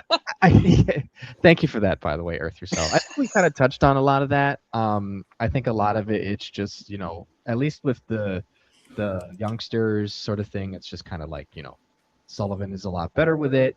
Inspired hockey before Miller came back. I mean, we already talked about that. Rangers' third and fourth line reduced to scrap time. It doesn't matter what happens with whether it's a third or fourth line. The first two lines are going to get big minutes regardless. So correct. Is there still cancer in the room? Who the heck knows? The reason why they didn't play well this year is just because they were hurt and they were bad. I don't know if that's primarily whether. It's becoming a different locker room dynamic. Is the team reacting to the given time instead of earned time? I mean, who knows? We'll have to find out whether this offseason or never. Is the Rangers coaching decision and players line creating some friction? Doesn't seem like it. It's just the team is bad. And I know we went through this whole song and dance last season. That's more of an anomaly than anything. We know Chris Drury's not going anywhere. So it's just more or less there's a different voice in the room in Sullivan. You have different players. The team is just bad. Could there be some issues? Maybe, but it hasn't really reared its head like it did last season. So it's just hard for a lot of fans to believe this team could just be bad. And next season could be totally different. This team could probably, you know, bust our expectations and win the President's Trophy. Not that they're probably going to do that, but they could. But you're going to have an 82 game sample. Or sorry, 84. I think next year's 34. You're gonna have an 84 game sample of Mika, Lafreniere, and Perreault at 5-on-5. Right, and like I cannot wait for that. Right, and another thing people have to remember too is the injuries really compounded on themselves a lot because of the fact that this was a condensed schedule season. The Olympics are great. I love the Olympics. I love watching them, but the downside is that, you know, at least for the players, I mean, you know, no one's going to complain about playing, but if you really look at it, the team really had 2 or 3 days in between. And you take out that day in between, whether it's a travel day or whatever, you're still having practice or whatever. So there's not really time for players to just kind of wind down. And, playing hockey, that kind of matters. That's why they played so well coming off the Olympic break, because they rested, and everyone just came out like, for the most part, gangbusters, even after that first dud of a game against the Flyers. So I think next season is kind of the true test. You're getting 2 extra games. You're going to have more time off in between. You're going to get the bye week, which is, mandated in between everything at certain points of the season. They get that bye week, of course. So And it you'll all have practice. depends You'll have weekly practice, because I don't think right. they had a lot of scheduled practices unless it was like morning No, skates. they didn't, because the schedule is so hectic. It's like, as a fan, is it nice for me? And it's probably not my wallet, but is it nice for me to, guess I was there a lot this season, and I still have 3 games left. Is it nice that I get to watch hockey like every other day? Yeah, it's phenomenal. I love it. But at the same time, one injury compounds on another, and if this had been like a regular year, the Igor and Fox injuries hurt them less because there's more time in between games and they have more time to recover. But anyways, so this next question comes from Razor, and Razor asks, since Anaheim and McTavish seem to be having a bit of a friction, that's Dave's favorite player apparently, a bit of a friction considering he was a healthy scratch recently, do you think they'd be interested in swapping centers in the offseason / during the draft? And Razor offers Trocheck plus Berard plus our second first-round pick for McTavish. I'm just going to say this quickly, and I'll let you guys, answer. I would do it, even though I'm not really too keen on letting go Berard.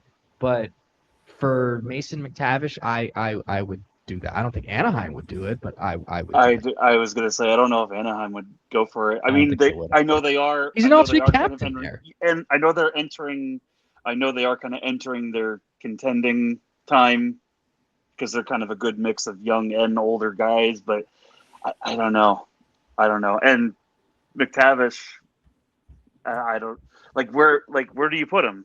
Because because then it's the conversation all over again of, who is Laba moving down to the 4th line? Is McTavish going to take the 3rd line? Is someone moving to the wing? Mm-hmm. Yeah. I would say that I would do that with the caveat that JT, like if they did that, JT's got to be on the wing. I do think that him and Mason games would complement each other. I do think that like JT is enough of a playmaker that like he would probably improve Mason's finishing. I do think that if they did that, they would probably need a strong defensive player on the wing. So I'm not really sure. That probably is Will Cooley, I'd imagine. Yeah. And what if you get McKenna or Stenberg? Yeah, exactly. That's the other issue. Maybe you make that the 3rd line, and then you have what? Laba, it would Stenberg, maybe someone. I know. I mean, so honestly, are we operating off the assumption Noah Laba becomes the number 2 center of this team? I mean, I do think that if they trade, well, I mean, it's really, I don't know, because I don't think that long-term Will Cooley is a 2nd line player. I think he should be on the 3rd line. I don't disagree. At least I think Cooley, Laba, Karche is like a fantastic 3rd line. I think it's an awesome 3rd line. I agree. I do think, but I also do think that the issue with a line of JT Miller and Mason McTavish is that there's no defense. And that you can't put a player like McKenna or Stenberg on that line. Like that wouldn't benefit either of them. I do think Stenberg would be able to, like, he is a better defensive player than Gavin McKenna. I do think he wouldn't drown on that line, but I don't think it would help him. Yeah. It would look like Panarin, Trocheck, and Lafreniere, all gas, no brakes. Yeah, Yeah, honestly. I would say if they end up trading Trocheck for Mason McTavish, and I'm going to assume he plays more center than wing, right? Because I think that I've seen Anaheim shuffle McTavish around, but I think that if they were to do that and Mason McTavish does play center, then I think it would be, let's say, and it's tough because so this is just how I'm thinking about it, and then we'll go on to the next question. We have two more, and then we'll be done. It would be Lafreniere, Zibanejad, Perot. That should stay. If they change that at all for any reason except that they just want to make a change just to kind of spark something, then they're idiots. But then I would say you could shuffle Miller and McTavish down the middle because I'm assuming Miller's going to come back healthy, so you could throw him in the middle. Because if any JT Miller's going to cycle with whomever it is, whether it's center or wing, he's going to do that because that's what they did when he was playing with Zibanejad before he got hurt the second time. So then I'd say you would put McTavish, Miller, and then you would put the pick there. And honestly, I wouldn't be too against that. I mean, especially if it's McKenna, it works out because you got two basically, I don't want to call them burly, but they're tough players to play against, in McTavish and Miller. They can make space for McKenna.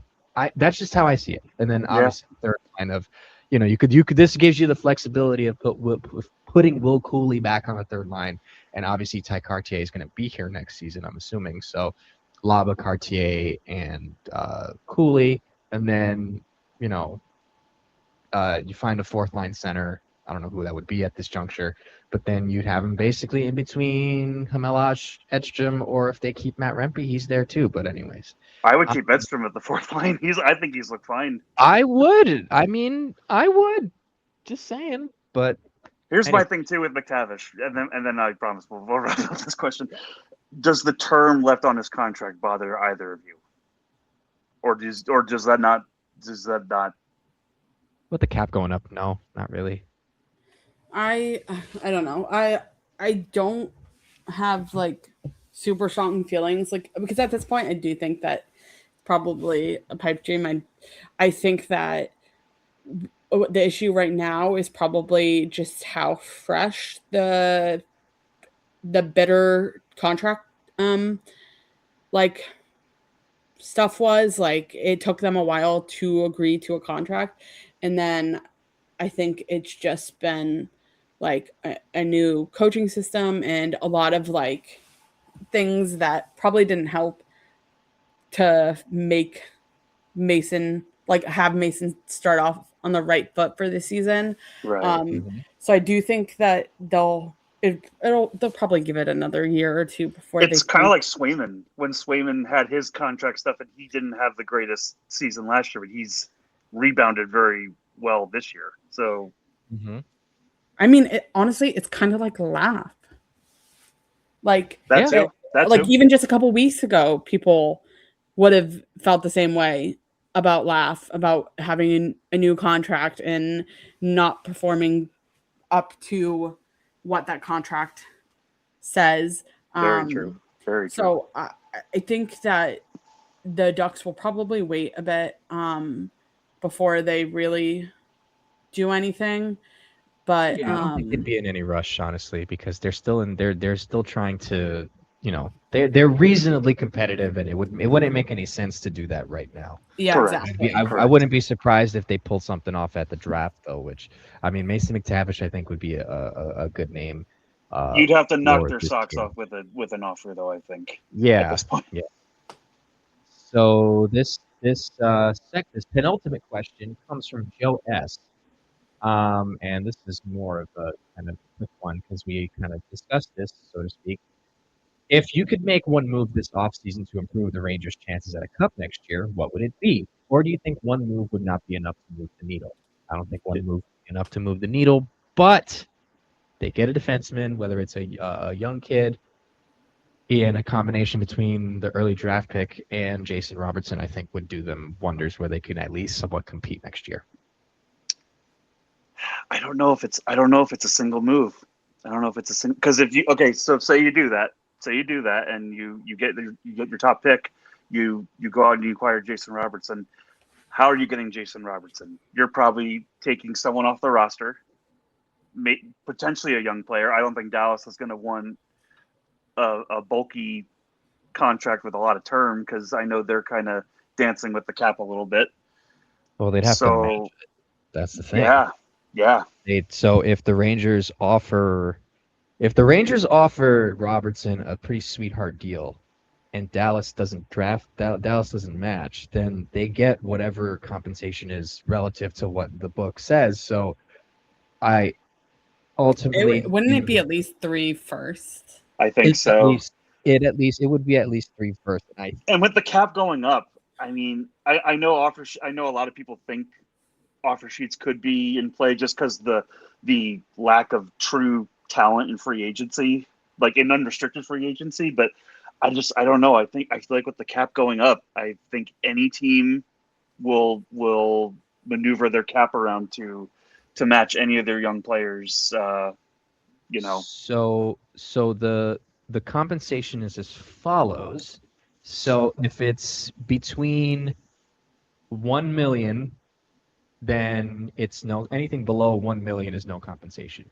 Between 1.5 to 2.3 million, it's a 1/3 round pick. 2.3 and change to 4.6 and change is 1 second round pick.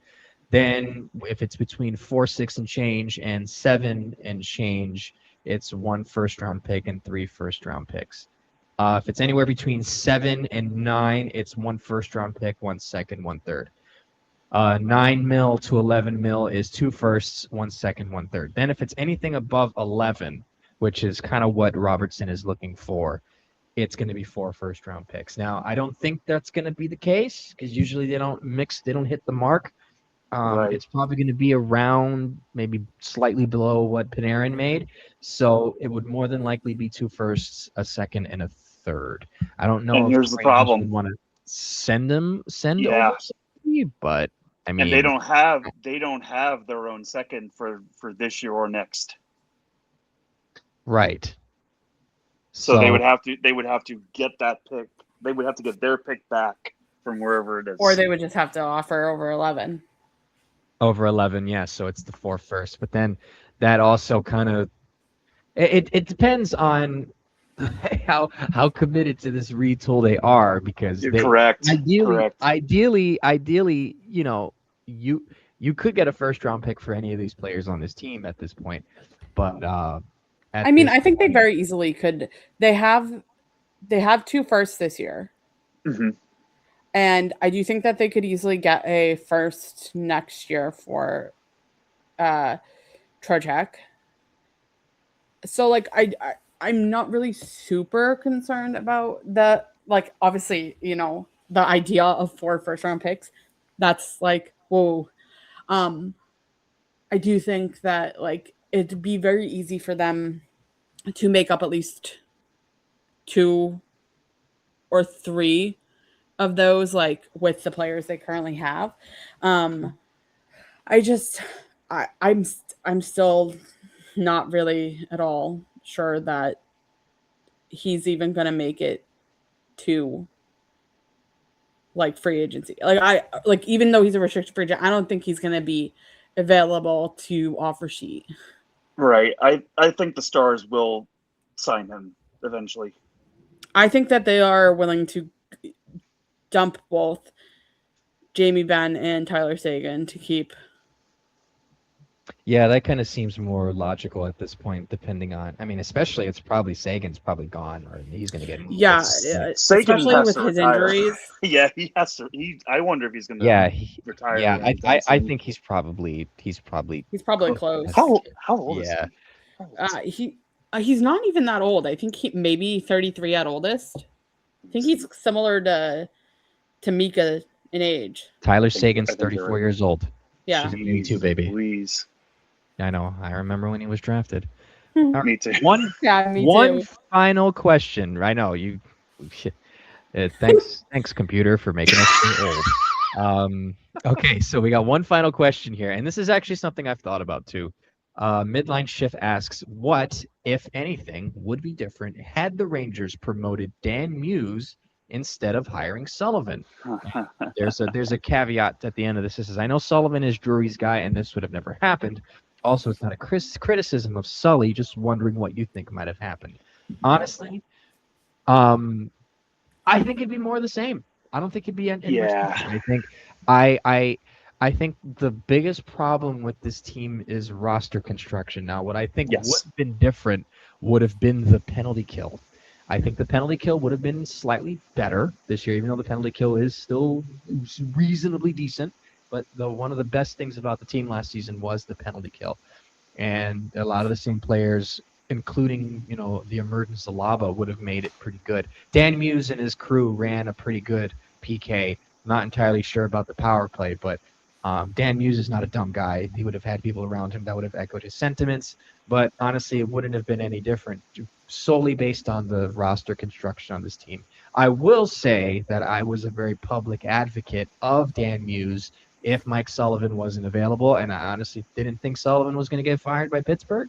So I thought that Dan Muse was going to be the guy. He did interview for the job, and if it wasn't Sullivan, it should have been him. But it would have been more of the same. He's in a different place in Pittsburgh. They're a little bit more behind what he wants to do, and it seems like everybody's bought in. But if it was over here, it would have been more of the same. I agree with that. Yeah, I do too. And I think, here's the thing.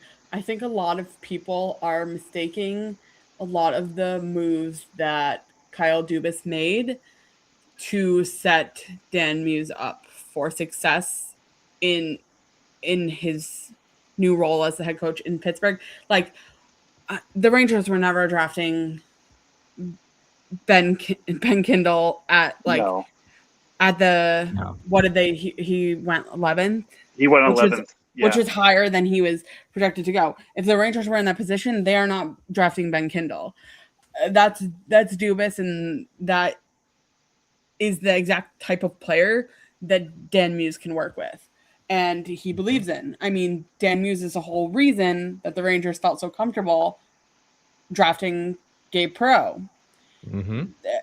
I think that if Chris Drury wasn't around, then it might be a different story. But I don't think that Dan Muse himself makes that much of a difference with the rest of management being the same as it has been. I think he maybe would have been a little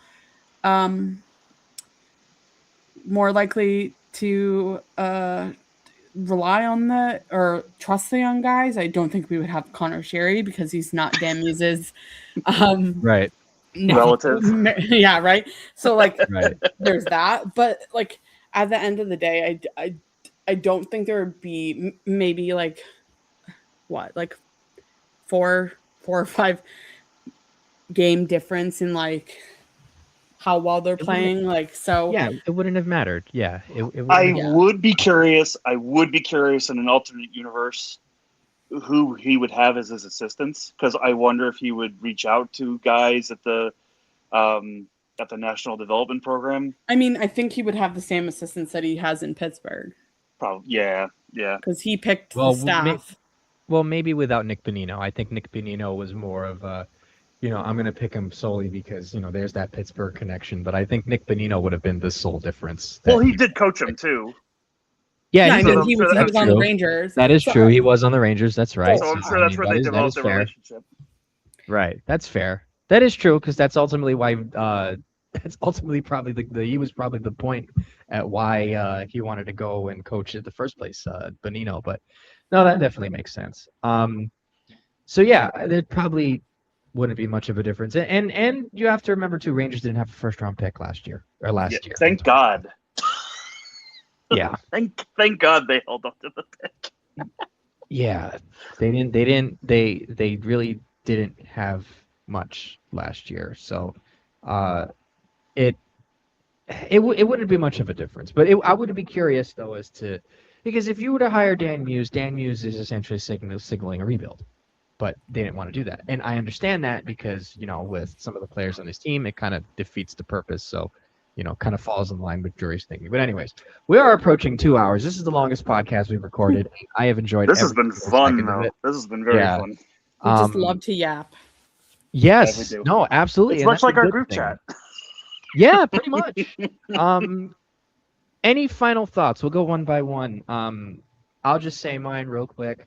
Um, I think this team is not in the dire straits that everyone says online. It's not the best position, but there's some positive signs, and you just hope that they can rightfully add to it. And this season really needs to end. Hope, your final thoughts.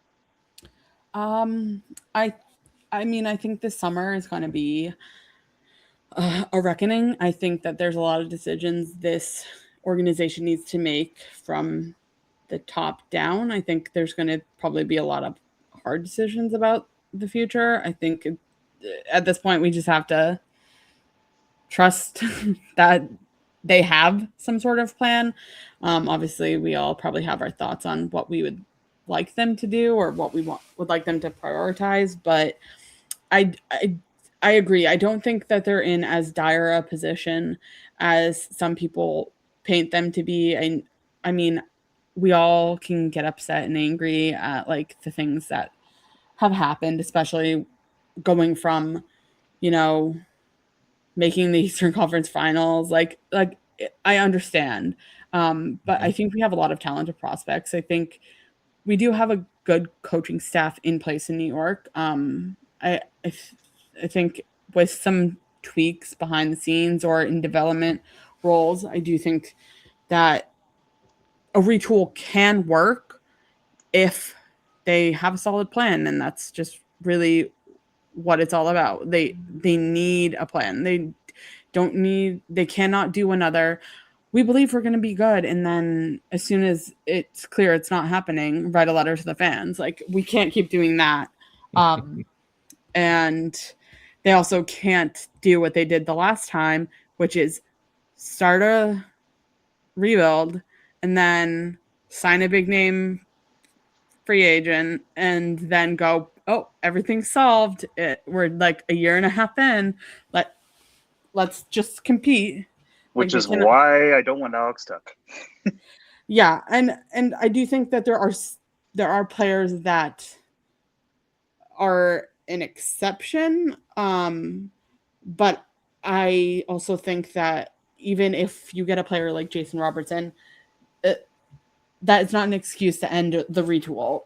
Mm-hmm. There's other things and other decisions that need to be made that set the team up for success, even if it's not next season. If they're still going to struggle next season, even with a better roster, that's okay, as long as there's a more thorough plan to become competitive again. Then that's all that matters. Tyler, your final thoughts? Yeah, just I guess enjoy what hockey we can right now. I mean, there's like 14 games left, so these these kind of days suck.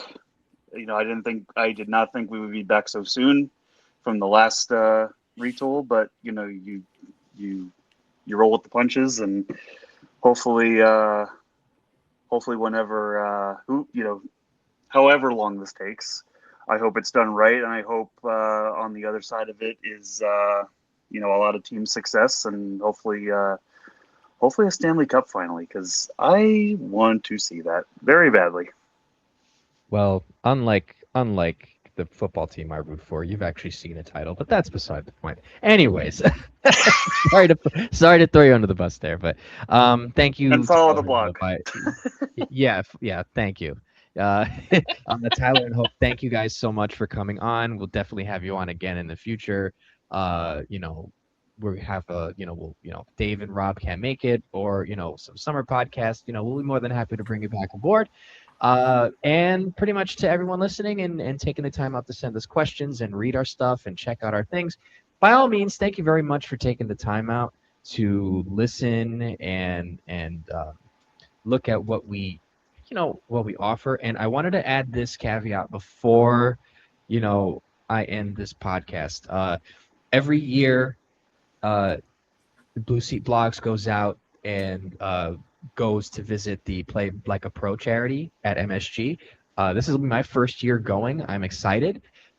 This is for supporting neuroblastoma research. It's a rare childhood cancer. And if you can, the blog has places to where you can donate. Please donate. The blog has made a $500 donation already to Band of Parents. So please feel free to push and donate if you want. No pressure, of course. If you can't, you can support us in any other ways possible by sharing the link or sharing the blog. And we're looking to try and push past a 1,200 goal. I'm not sure if we pushed past it yet. If we have, great. If not, if you want to donate, by all means. But we do this in support of neuroblastoma research, and we just want to make that awareness available. So with that being said, thank you very much for listening, taking the time, and we'll talk to you next week. And let's go Rangers.